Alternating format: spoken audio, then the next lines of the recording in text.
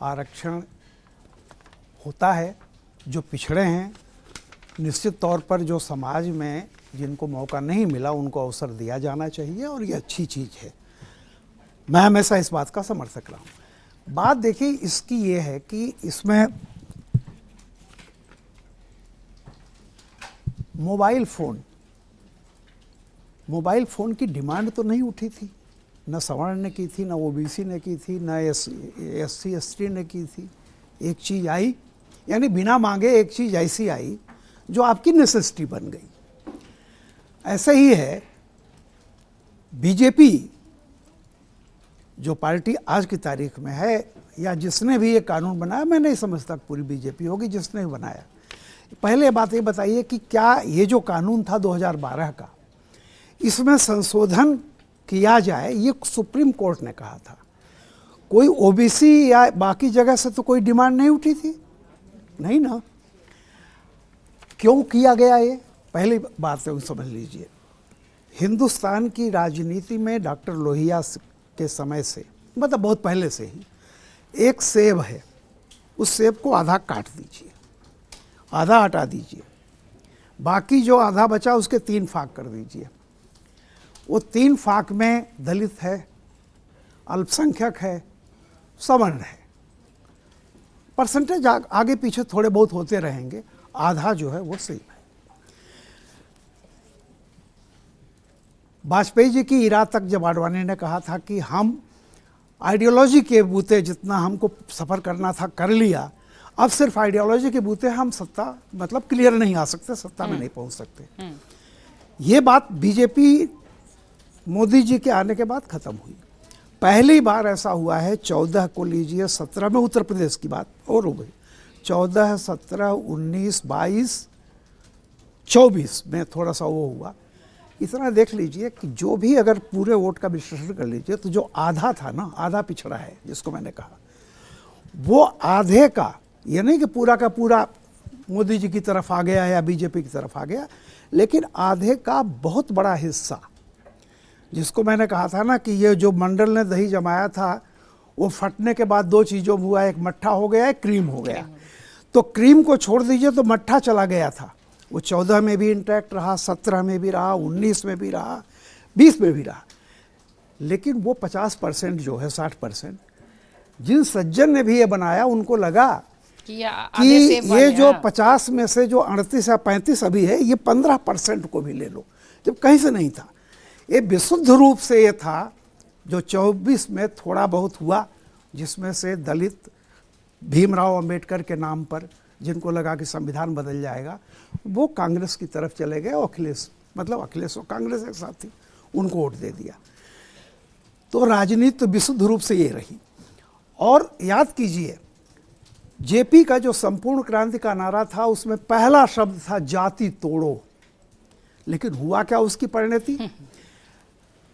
जो थे नीतीश कुमार, लालू, फलाना ढिकाना, रामविलास पासवान, सब उन्होंने कहा जाति तोड़ेंगे, जरा इसको पहले मजबूत कर ले।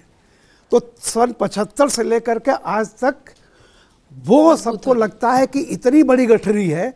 और जब अब शहाबुद्दीन का जो मामला आया, उसमें मुसलमान बट रहा है, ये सब देख करके कि लगा जो पिछली बार 400 का नारा था वो इस रूप में फील करना कि अगर ये पूरा 50-60% का जो चंक है इतना इंटैक्ट कर ले, इसलिए बिना मांगे क्या जरूरत थी आपको उसमें वो सब चीज़ें डालने की।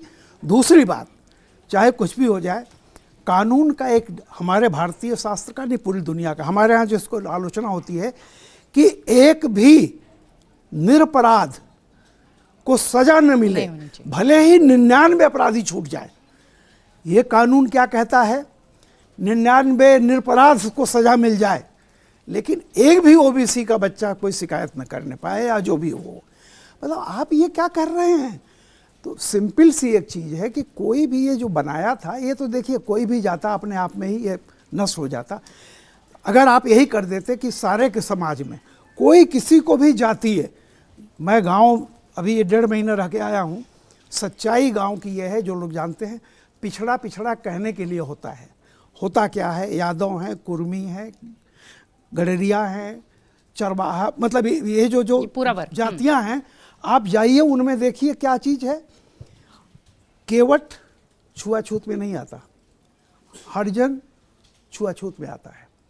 आप जाके देखिए दोनों के बीच क्या क्या होता है, कैसी कैसी एक चीज़ होती है। विदिन पिछड़े में भी आप जाकर के देखिए, कुर्मी है, पटेल है, जो बाकी और लोग हैं, इनमें भी। तो ये जो किया गया विशुद्ध रूप से सिर्फ ये था, एक पॉलिटिकल चाल चली गई कि पिछड़ों का जो है, लोहिया जी कहते थे 100 में 60, कि 60 को कर लो, बाकी अगर समाज थोड़ा बहुत नाराज भी हो जाएगा तो वो भरपाई इधर से हो जाएगी, इधर से हो जाएगी। ये बहुत ही डेंजरस पॉलिटिक्स शुरू हुई थी। एक बात और कहूँगा जी कि मैंने जैसे कहा न्याय शास्त्र का था, जेपी मूवमेंट भी हो गया। ये सारा का सारा मामला वहाँ से चला, लेकिन इसके क्या खतरे हो सकते हैं कि जो समाज में जो मंडल के समय था वो फिर कर लिया, और इसका कोई भी कानून आएगा, ये कानून नहीं कर सकता है कि किसी को आप मेरे साथ, अब मेरा अपमान हुआ है, ये कह के मुझे न्याय पाने का हक दुनिया की कोई भी संस्था नहीं छीन सकती है। तो ये जो किया ना कि जिसके खिलाफ शिकायत की गई है उसको कोई मैलिशियस प्रोसिक्यूशन का अधिकार नहीं है, ये इल्लीगल है, भयानक इल्लीगल है। दुनिया में कोई भी ऐसा नियम नहीं पास हो सकता जिसमें किसी एक व्यक्ति को उसका मौलिक अधिकार छीन लिया जाए, क्योंकि equality before law and equal protection of laws, इसका उल्लंघन कोई भी कानून नहीं कर सकता। अल्टीमेटली देखिएगा आप, इसमें यही होगा कि भाई अगर किसी के खिलाफ कोई गलत किया गया है तो उसको फिर से अधिकार मिलेगा। अगर आप ये वीडियो YouTube पर देख रहे हैं तो हमारे चैनल को सब्सक्राइब कर बेल आइकन दबाएं, और Facebook पर देख रहे हैं तो हमारे पेज को लाइक करें।